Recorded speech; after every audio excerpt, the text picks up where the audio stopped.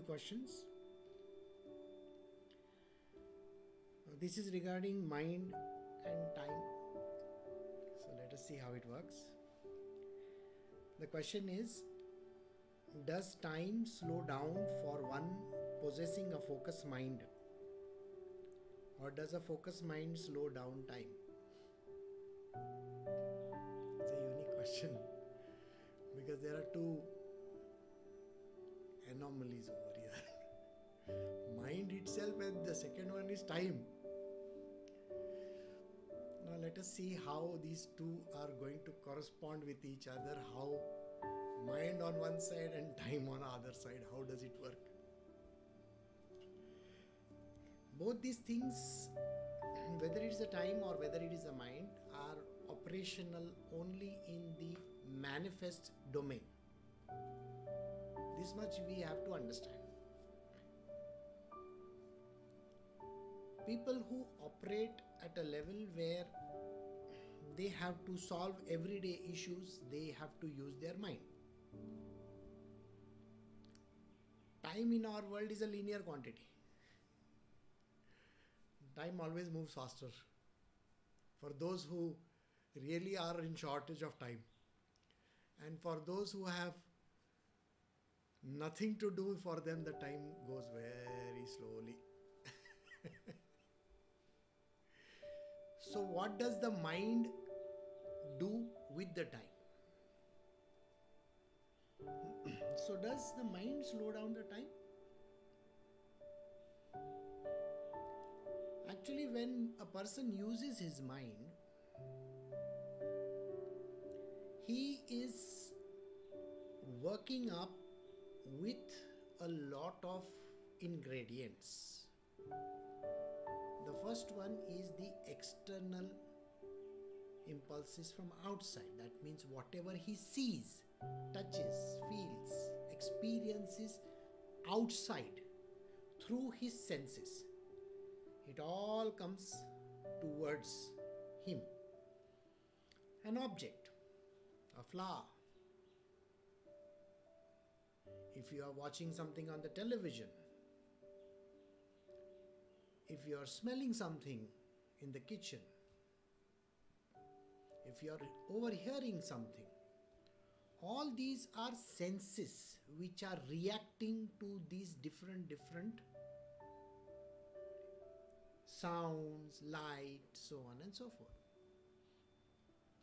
Once they hit your sense organs, we normally make a mistake that if I look at the eye, that is my organ. No, it is not the organ. It is literally like an aperture from which the light is coming inside. The organ is inside. Likewise, this outside, this is just the pinna as we call it. Inside the ear is the hearing organ. The same way the nose, same way the tongue, the sense of touch, everything is that way. So the moment you get an impulse from anything, any kind of a disturbance in the medium, anywhere around you, it is picked up by your senses. It enters your being. There is process happening right inside. It processes the light which touches over here. Once the processing is done, it gives an idea what exactly is happening. You may think that the eye may not be able to decipher anything. No, the eye has its own processing. It does. But if I have to connect it to some other organ, the impulse has to go right up to my brain, to the entire nervous system. The brain does the processing. Let us say I get a signal at the top of my brain. It gets processed, it comes down the path, and at the end, whatever is the resultant is pushed to the organ that is necessary.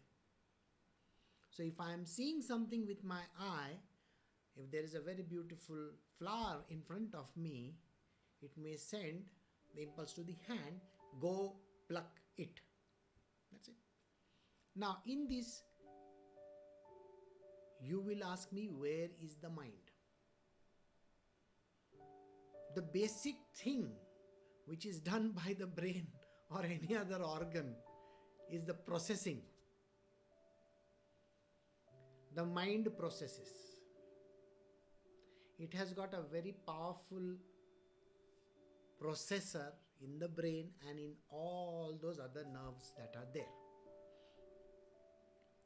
The nerve cell by itself is a very fantastic processor.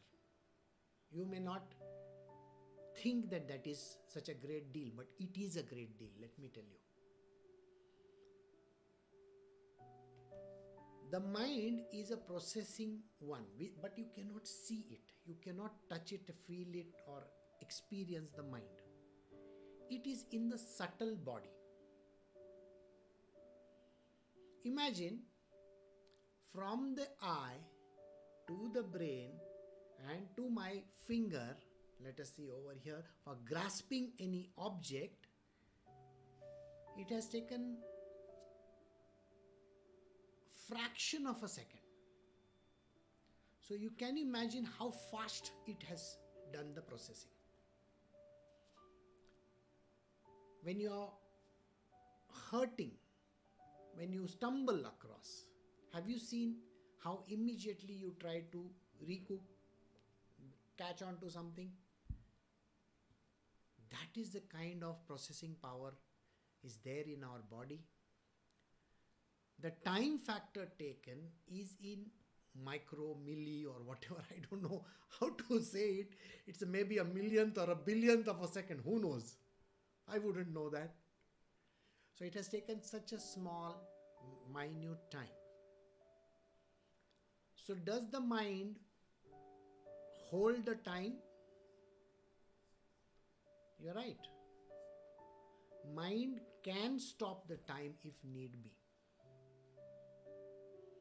Because time itself has three factors. There is a past, there is a present, and then there is a future. I'm sure you know this. Way back in time, Einstein discovered how time creates this kind of a anomaly in the system. I told you this is an anomalous subject. Nobody can understand how this is done. Scientifically, you can prove a lot of things. There is a planet which is there, or there is a particular star which is there very, very far away. Let us say 1 light year away. There is a star. The time taken by the light to travel from that particular star to our earth is 1 year. Okay? 1 light year as we call it. Think about it. You are seeing a picture which happened about a year ago. So it is the past. You are seeing it in present. And right now in the present, what has happened is the car, that particular, that star has exploded. You don't even know it has exploded because by the time you receive the signal from the star, it will be 1 year down the line. So did you get it? So there is a very big anomaly between these three kinds of states, past, present, and the future. It cannot be understood. So what does the mind do? The mind plays upon you. It creates this distended form of a time for you. Sometimes in your dreams, have you noticed that you may be, say, 30 or 40 years old, and yet in your dream you are only 5 years or 10 years old? It's your mind reacting. And sometimes you go far ahead in time. So the mind is creating this kind of an anomaly again. So can the mind slow down? Of course it can slow down the time. Because time is again a relative factor. It's dependent on you. You will ask me, how can time be slowed down by the mind? Have you seen all those superstars that we see in the movies and all? Even they might be 60 years old or 70 years old, they still look 30 and 40. Yeah, you will say they go for all kinds of, plastic surgery and all that. No. There are some of them in this world who are really very young. They look very young.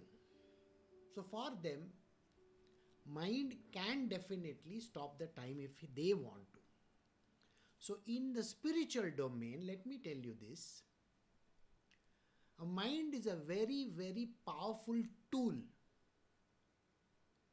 to either use it or misuse it, whichever way you want to. You can create problems for your own self by going backwards in time, dwelling in the past,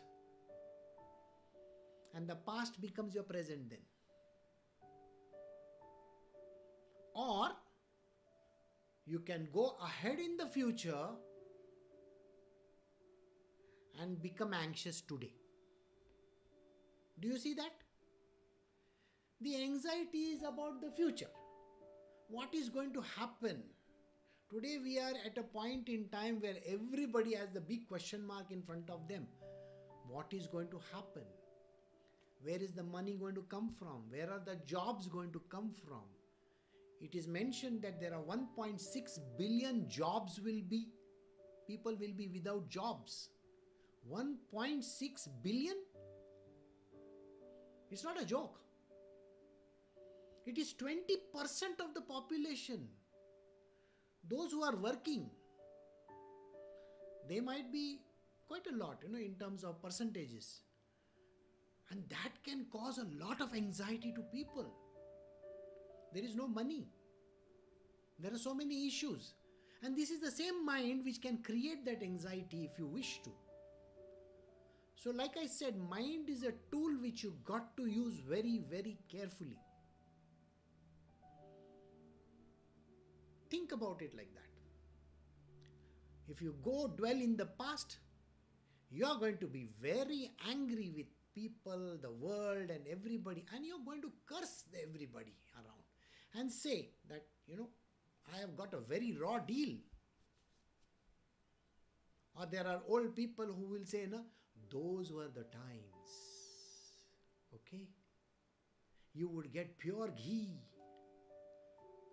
The air was so pure. Yeah. So either you can go backwards or you can go forwards and you can get into trouble.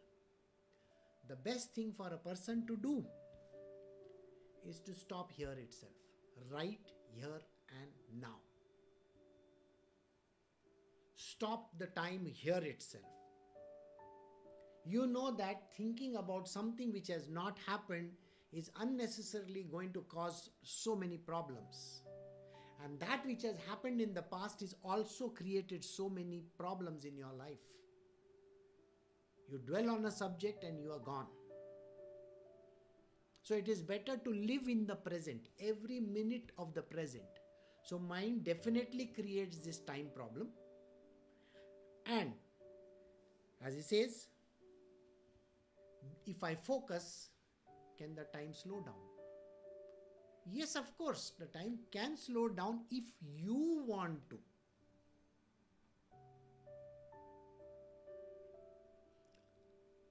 It is like this. You need to have a very, very strict discipline with everything. Imagine this. If the train has to leave at 4 p.m., if it leaves 5 minutes before, every station down the line will have a problem. You know, in India, there are crossings, railway crossings, there are people, they come at the last minute for the train, and if they find that the train has come and gone, it's a problem for them. 5 minutes late also is a problem. So we got to go and do everything in time. If you can discipline your life, you will find that time is not your enemy, it's your friend. And with a concentrated mind, you can actually overcome this anomaly of the mind as well as the time. Today we are going to do a very important chapter. Hang on till the end. And it is about this, more or less. So just hold on till that time. Till that time, see? Okay. So we are doing the next question. What is Guru Tattva or principle? Okay. First you have to understand who is a Guru. Guru is called the remover of darkness. I think everybody knows about it by now. What darkness are we talking about? He is the one who is going to remove all your ignorance. The ignorance in this world is connected to the material world. Everything that you do in the material world for the purpose of your own survival is connected to the material domain, earning money, going to work, everything that you do. Having breakfast in the morning till sleeping. And so everything is a part of the material domain. In spiritual, we have completely reversed out position. What is right in the material is not at all right in the spiritual. So the Guru is the one who is going to show you how this is. Let us take just one word. In the material world, you are told right from your childhood, you got to be passionate about everything that you do. You have to have the passion to do those subjects that you are doing. You got to have the passion to enter into some kind of a, competitive exams. You got to have the passion for the subject. You got to have passion for this and you got to have passion for that. All this, the material world tells you, you got to have the passion. You want to go to the moon? You got to have the passion. You want to do anything in your life? You got to have the passion. If you are working for somebody, you better show your passion.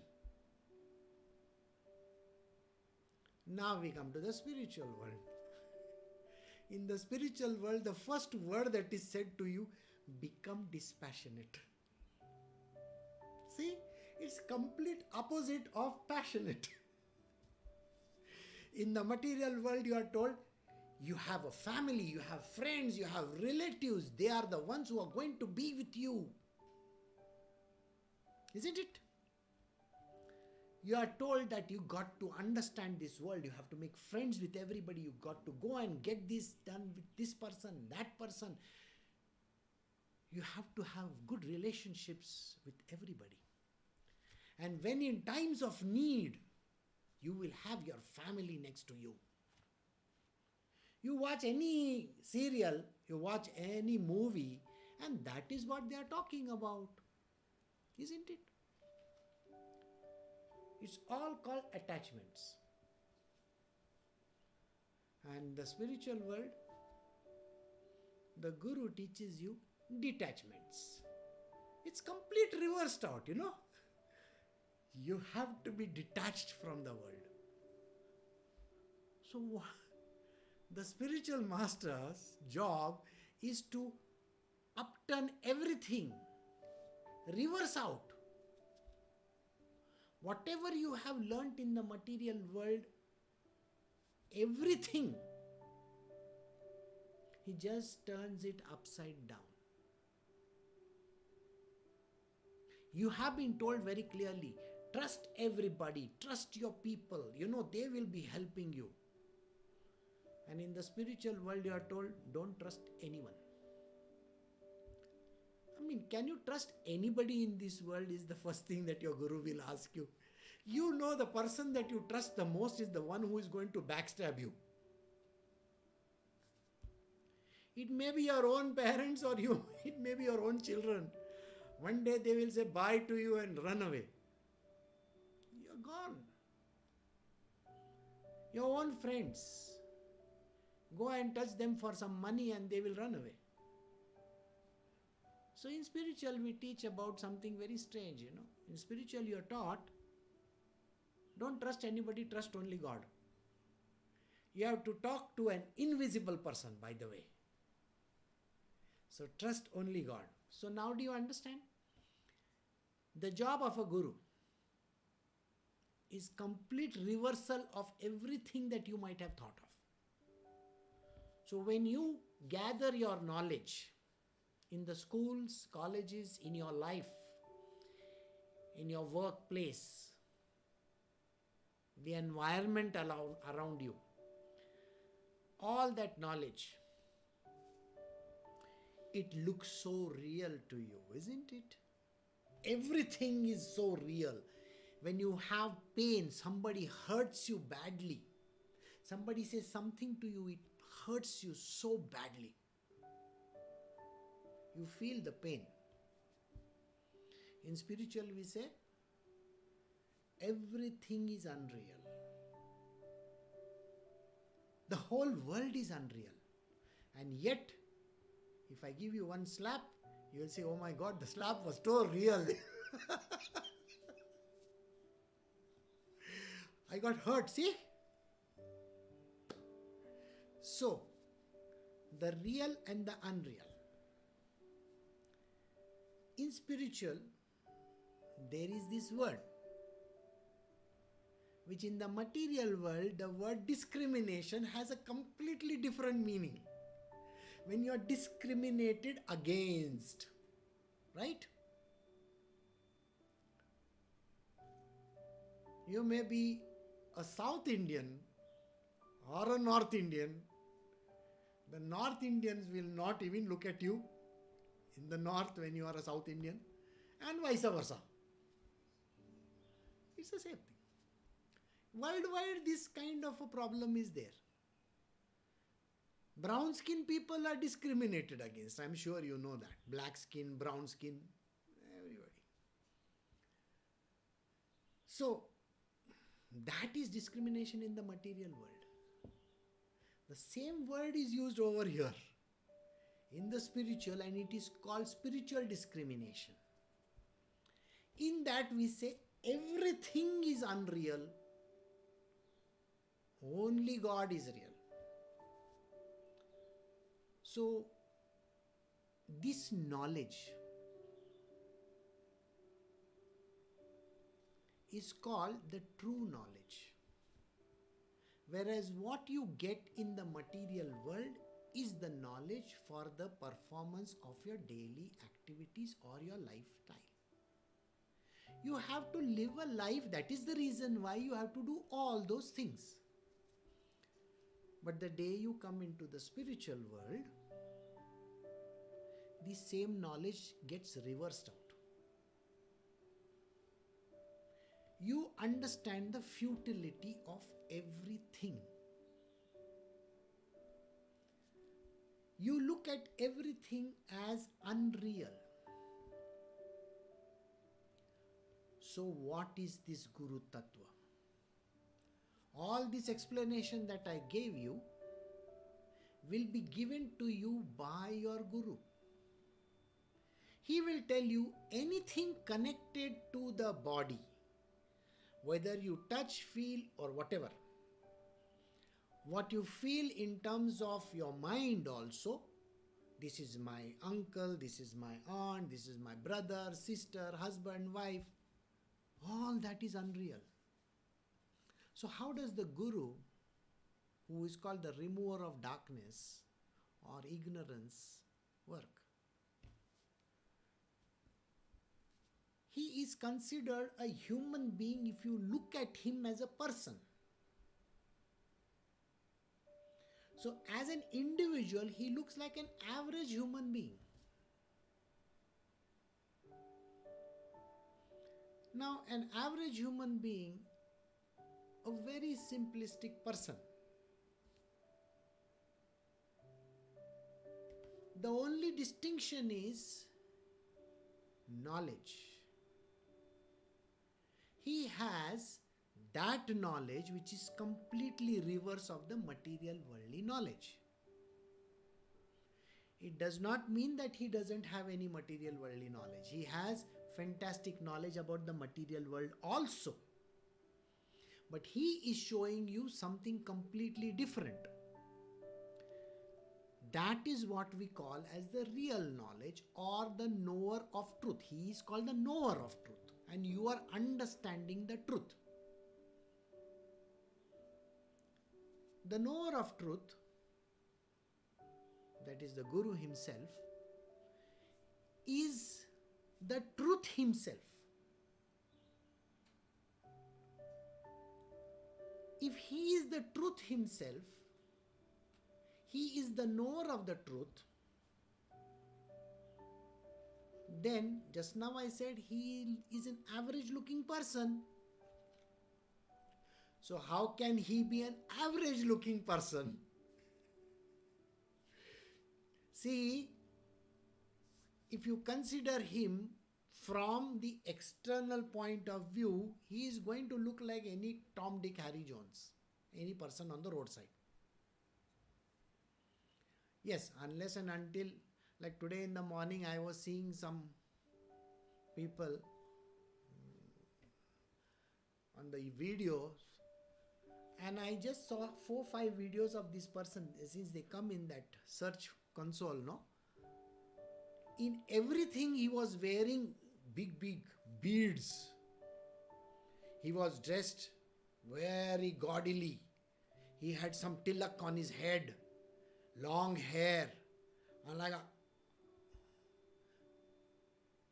he had done fantastic makeup to look like a guru. You don't have to have what is called as a standard format for a guru, by the way. Let me assure you this much. Don't go by his appearance, okay? A true guru should never be considered having all those malas and this and that and all fancy clothes or jet setting and all this. That is not a guru. Guru is the one who removes your ignorance. That is why I gave you a very long description about this ignorance factor. Who can give you this knowledge? The Guru himself. So like I said, don't go by his appearance. The parameters are there in front of you. Who are those? You can have examples. The examples of the greatest gurus in India. Who are they? We have been discussing about them. Sai Baba, Ramakrishna Paramahansa, Ramana Maharshi, Kabir, Mirabai, you name it, Tukaram Maharaj, Namdev. Here, Kanakadasa, the Alvars over there. You will have across India so many gurus. Please write 10 names whom you think are the best gurus of this world. And then tell me, did they have any fancy dress? No. Did they wear any malas in their... Did they do that? No. Did they go to some fancy location like the Himalayas? I want you to actually understand with your commonsensical mind whether any of these 10 people or 20 people, did they ever go anywhere to search for the truth? Nowhere have they gone. They have not gone anywhere. So you need to understand that they are in that one place alone. Somebody is there in Dakshineshwar, somebody is there in Shirdi, somebody is there in Arunachala. You got the point? And they are great gurus. So, are we looking at the body? No, the body is very simple. The clothes are simple. Everything is very simplistic. There is no grand show anywhere. They don't wear crowns. They don't carry some fancy equipment with them. And they don't have chamchas. Chamchas, you understand? People who will hover around them. They don't have any of these. Ramakrishna Paramahansa till the last day was asking, can I meet this one? Can I meet that one? They don't have any associates. So this is one thing you got to understand. No fancy dresses, no magic wands or all those things in there. That is not a guru. Guru is the one who removes your ignorance. He is the repository of knowledge. And take these 10 gurus, write their names down and find out what activities that they ask you to do. Did they tell you that you got to stand on your head? Nowhere. Mirabai would never even say that. Kabir would never say that. Guru Nanak will never say that. Got it? Neither does Surdas, Tulsidas, nobody said those things. Commonsensical approach is the most important. So whatever I am telling you, these are the people who actually gave knowledge in a very, very simple format.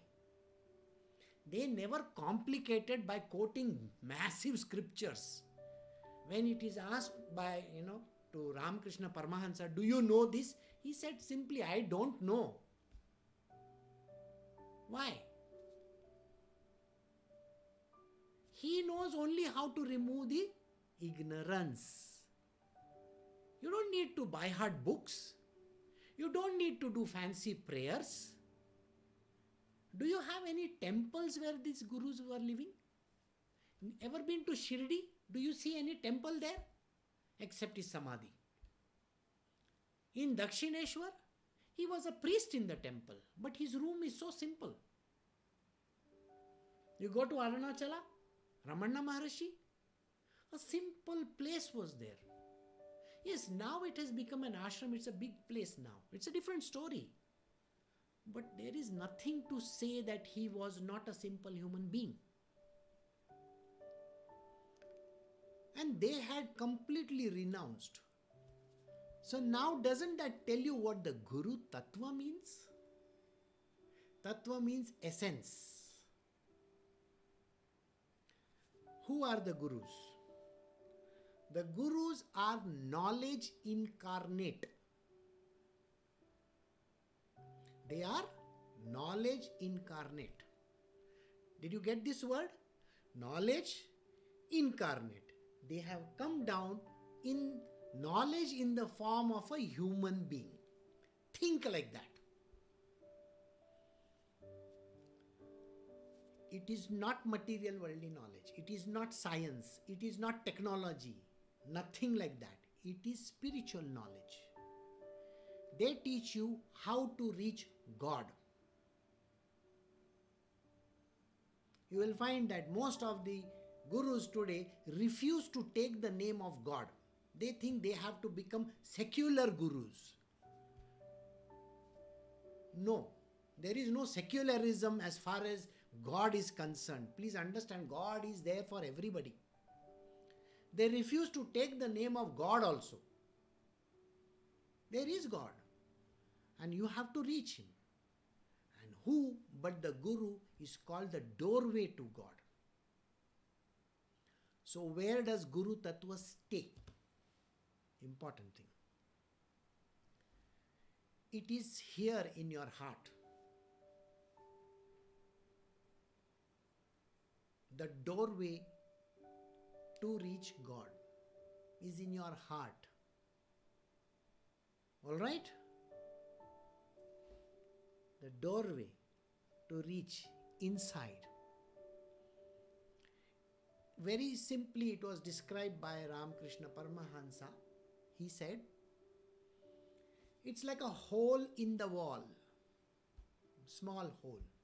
The further you are, you see a small dot over there. The closer you come, you see it is a hole. The closest you come and peep through the hole, you will see what is there on the other side. And the other side is divinity. The other side is spiritual domain. So Guru is like that hole in the wall. When you come closest to him, you will see divinity. The Guru who shows you the path towards God is the best Guru of all. He has the essence of the divine. Like I said, he is knowledge incarnate. If he is the one who is going to show you who is God, he is also called Guru Sakshat Parabrahma. There's a very beautiful verse which says these words. So he is the Parabrahma. Think what I said just now. You are further away from reality. That is real, no? Discrimination, remember the word? And when you come closer, you see the hole and you put your eyes to the hole and you see the other side. If you see a beautiful meadow on the other side, doesn't that tell you that is the passageway? Huh? That's the passageway, isn't it? So it is like that. It's the passageway. Doesn't that tell you if I have to reach the supreme divine consciousness, I have to first go through this Parabrahma, the whole? So the whole is also the Parabrahma. So divinity in the form of Parabrahma, knowledge in the form of a human, the spiritual knowledge, is the Guru. And that is the Guru Tattva. It's the principle, not the person. So do not make him out into an individual, okay? Right.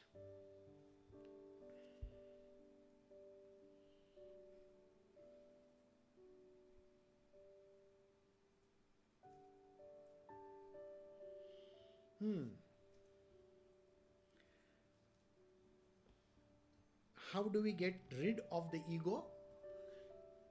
What are the practical implementation steps to gradually bring it to zero? Will Guruji help us here, or let us make choices basis our free will or false ego?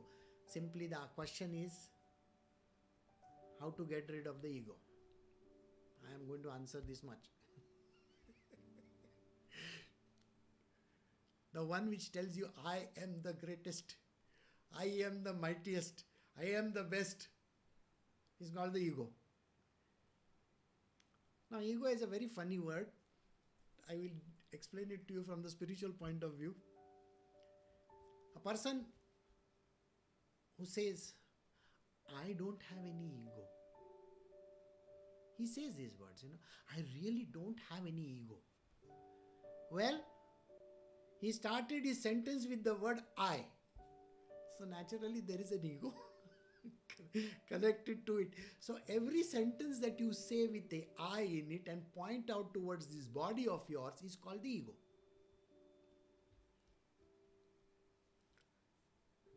Even if somebody is beating you, or if somebody is literally crushing your ego, whatever you call it, you will still say, I am hurt, I am upset, I am angry, I feel so bad. It all starts with the I only, isn't it? So it is also called the ego. How to get rid of the ego? Every motivational class, every place, every guru is going to give you this understanding about the ego. I will just give you a small technique which is called how to see the ego. Alright? Do you know your nature? I'm sure you know your nature very well. When someone says something to you, you get angry. Somebody is saying accusing you, you get very angry. Haven't you seen that? Now don't deny just now, just accept it. Okay, yes, I get angry, say that. I'm not putting your ego down, don't worry. All right. If somebody says something, you get upset, you get angry. If you are praised, you feel so mighty pleased. Okay? Imagine today you have made nice doklas or some such kind of a fancy food, and everybody praises it and says, oh, so nice, Dum aloo. So nice, dum aloo, my God. Very tasty. You get a big fat ego over there, isn't it? You feel mighty pleased about it. So you know your nature. If somebody praises you, you get puffed up like that. And if somebody punctures you, then you feel very upset.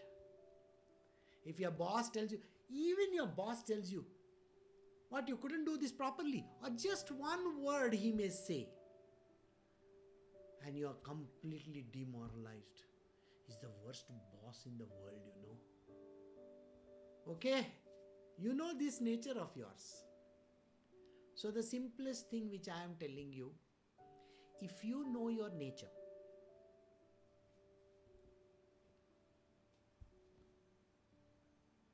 do you know when this whole thing happens? You know when this happens.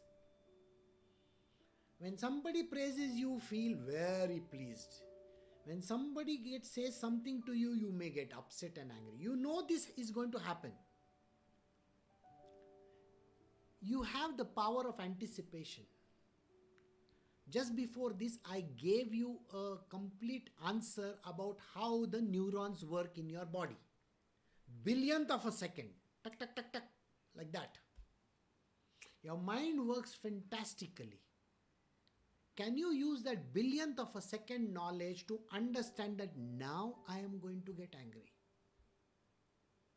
Now I am going to get upset. Now I am going to feel mighty pleased. And now I am going to show off in front of these people. You know this. If you know this, who knows this? This is called the witness state. You can witness your own follies. It's like looking in the mirror at your own self and saying, yeah, this is what I am going to do just now. And then make the maximum effort to control yourself. Control yourself. Or there is another way. If you know that somebody is praising you, just think that that person is cursing you. Just reverse it out. That person is saying something bad against you. So anybody who is praising you, actually remember in spirituality, I told you what is the thing. You reverse the whole thing out. What is attachment in the world is detachment over here. So if you are in the spiritual, do not get puffed up when somebody is praising you. Don't feel I'm mighty pleased. Consider that that person is saying something bad about you. And when somebody is saying something bad about you, think that this person is praising you or saying something nice about it. You know how difficult it is to consider that. So that is the reason why I said self-effort is very, very important. This is a small technique I have given you. When you put in the efforts, you will yourself realize that all this is mind's play. So you will be able to overcome your ego after some time, not so easily. Of course, a lot of net practice has to be done, Before you play the final test match, lot of net practice has to be done. So, I will stop over here because we have a satsang of Das Bodh. Yes. Hmm.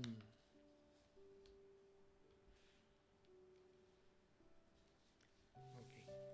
From the second Dashaka, we are doing chapter 2. It is said signs of good qualities. What are the signs of good qualities? Sri Ram. The listeners may please be alert. I am now telling you about good signs or good qualities by developing which one becomes knowledgeable. Spiritual knowledge, not material worldly knowledge. One should not go anywhere without properly asking directions on the road of the road. One should not eat any fruit without recognizing its properties, etc. And one should not hastily pick up anything lying about. It's an important lesson for us. Samartha Ramdas is telling us, don't get into any place without proper planning. See, even with that Mahabharata war, wasn't deep planning done? Only the foolish people will never plan anything. They will think, what is there to plan? There is nothing to plan. And I have heard people, oh, I wrote my plan in my computer, you know. Oh, is it? Tomorrow I'll erase all your memory. And then what happens? It's like your phone, you know. You don't even remember the number of anybody. You have never written it down anywhere. And suddenly one day the phone, it blanks out. And then you are going to search, where do I find the number? Yeah, you'll say, it is there in the Google, cloud or whichever place it is. It is there. So got the answer? Planning is important. Before you eat anything, yes. Is it poisonous? No. You have to see. So he says, you need to use your 4 anna's brain that is there. 25 paisa brain. 75 paisa brain nobody uses. Okay, this is known. Everybody knows this. I think we don't even use 25 paisa, 5 paisa. Alright, one should not argue endlessly. One should not have malice in one's mind. One should not marry a girl without thorough inquiry about her family background. Wow. So this is something which Samartha Ramdas is saying, okay? So whatever you do in the world, first you go and investigate it. And like I said in the previous few minutes ago, I said, trust. You can't trust anybody nowadays. Can you trust yourself? No, you can't trust yourself also. You know why? Because you will say, tomorrow Guruji, I will see to it that I am there before for the satsang. I will not join at the last minute. And tomorrow something else will happen and then you have not kept your word. You know that for sure. So how do I trust you? I can't trust you. You can't trust your own self also. You will say, I will do it. And you are not going to do it. So that is what. One should never argue.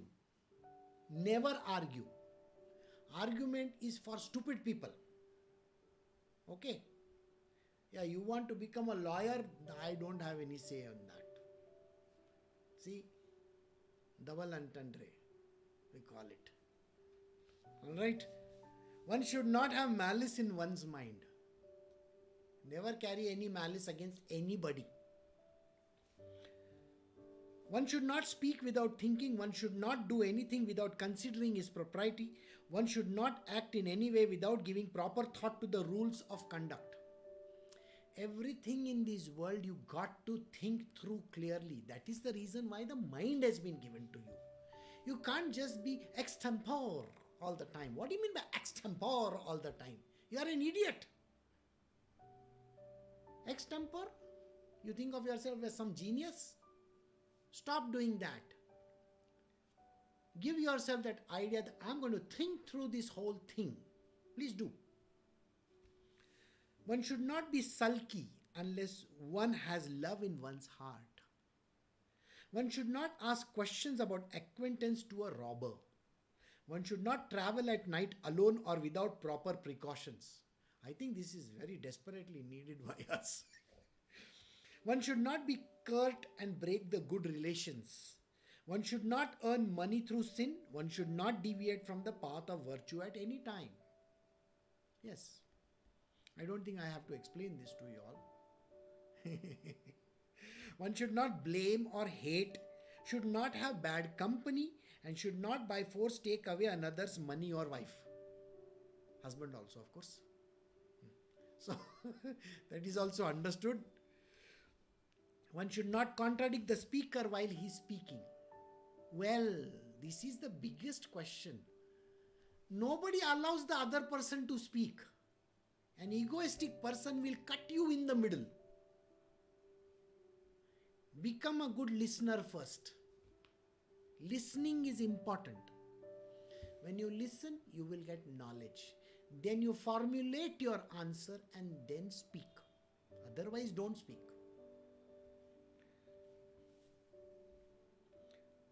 One should not contradict the speaker while he is speaking. One should not break the unity. One should not neglect or leave studies under any circumstances.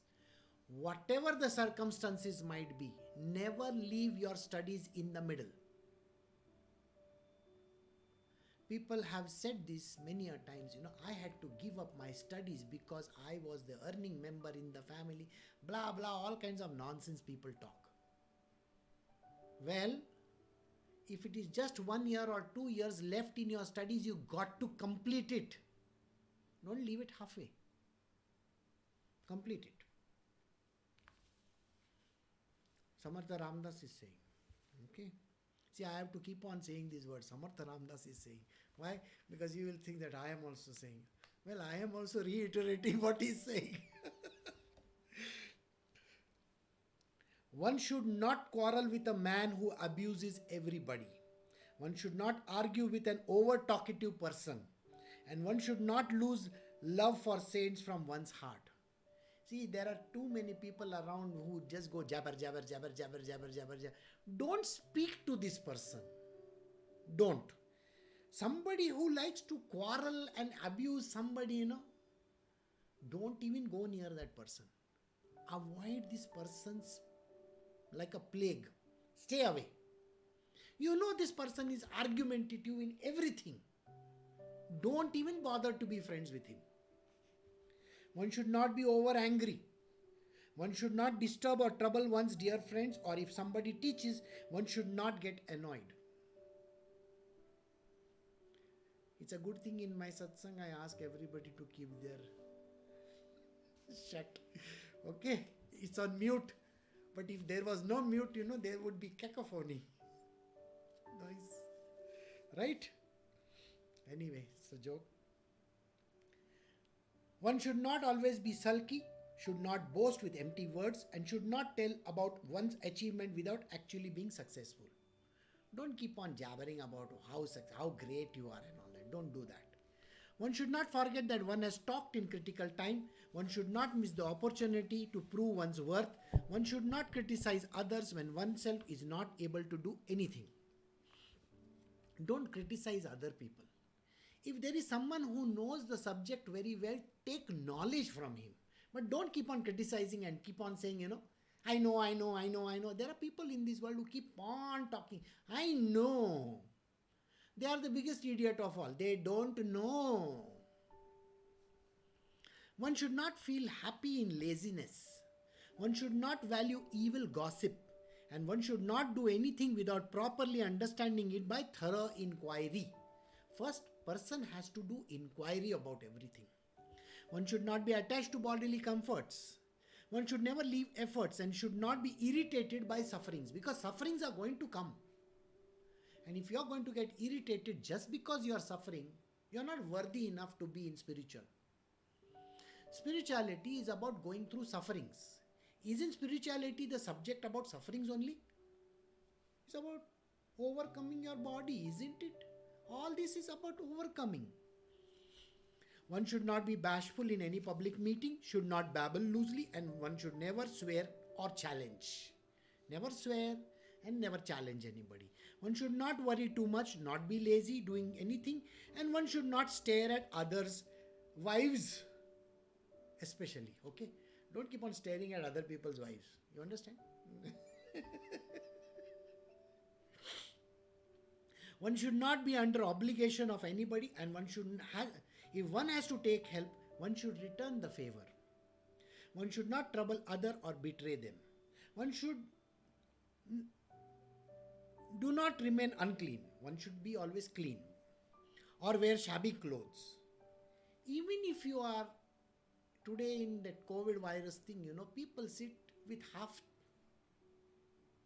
pants and they're just wearing something on top. That's it. No. If you are doing some work, dress nicely. You see, when you dress nicely, you will feel good about yourself. You're not bothered what the other people are thinking, but you will yourself feel nice. So, one should not ask, where are you going, to anyone who is going out. Don't ask a person, tu kidhar ja raha hai? Why are you asking that person where are you going? Let him go. If he wants to tell you, he will tell you. Why should you bother asking? It's not good actually. It's called ill omen. One should not lose the broader view of things. One should not be dependent. One should not put one's burden in the matter of food, clothes, shelter or money on others. One should not have transactions without proper documents. And one should not take loan from a loafer. And one should not go to government authorities without proper paper or witnesses. This is for everybody. If you are going to any government office, please take all your documents and go. Don't say, oh my God, I forgot one document at home.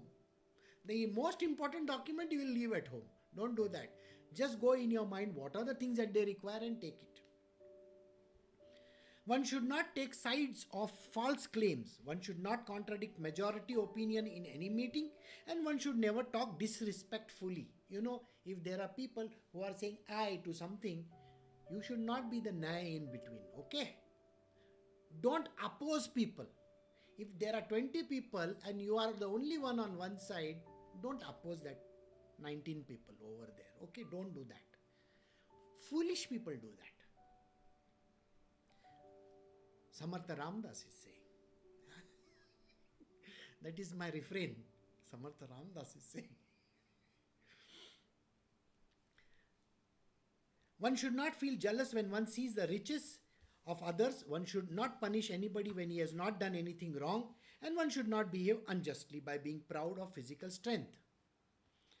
One should not overeat. One should not sleep too much. And one should not go to reside in the house of a man who is known to be a bad gossip. Somebody who keeps on gossiping, never go to this person's house. One should not give guarantee blindly for relatives. One should verify the truth. One should not praise oneself, and one should not oneself laugh while telling stories. Is he talking about me? I am telling stories. Okay. One should not smoke. One should not take intoxicating drugs. And one should not be friendly with over-talkative people. You should not drink. Don't take drugs. See, that time also he was saying the same thing. One should not remain idle without any work. One should not tolerate insults. One should not take food even from elderly people if it is not pure and clean. One should never have a bad habit of using abusive language. One should not ridicule others. One should not brood over little defaults or really noble men. Never keep on giving the 4-letter words. It's not good.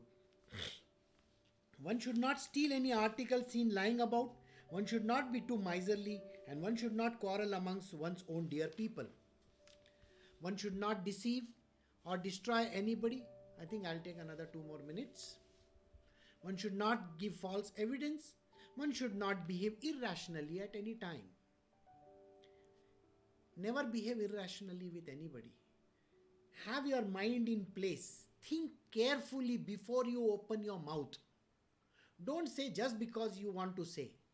People have this habit of doing something and then saying sorry. And then there are those people in this world, they will say sorry for everything. That is not good. No gossip should be done, no robbery should be done, one should not be entangled with others' wife, and one should not criticize anybody by backbiting. When the person is not there, don't keep on talking bad things about the person. It's called backbiting. Alright? Don't do anything bad like that. Never say bad things about any other person. When time comes, one should not be afraid and do brave deeds. One should not let our piousness be spoiled, and if the enemy surrenders, he should not be punished. One should not be puffed up by having a small amount of money. One should not be ashamed in devotion, and one should not behave arrogantly in the company of good and pious people. One should not have any dealings with foolish people. One should not put one's hand in dark places. One should not forget one's things by carelessness. Don't be careless. Always know where you are going, what you are doing. If you are carrying some things, have an itinerary, have a list of things that you are taken with you. Bring them back safely so that you don't have to miss out anything. The daily bath and rituals and the family traditional ceremonies should not be stopped. One should not do wrong things by negligence. One should not forget to listen to the glory of gods. One should not contradict while somebody is speaking. And one should not neglect higher path of liberation being forced by family ties. Just because the family is telling you, you should not go here, you should not go for satsangs, I'm telling you this. Don't listen to them. If your spiritual will is there, you can oppose your family also. Doesn't matter. Because if there is a talk about God, then you can be the biggest opposition for anybody who is telling you not to be there. One should not forget to fulfill promises given to God. One should not flout one's own religion and should not do any awkward things under anyone's influence. If you have said something to God and said that I am going to do this, please don't give false promises.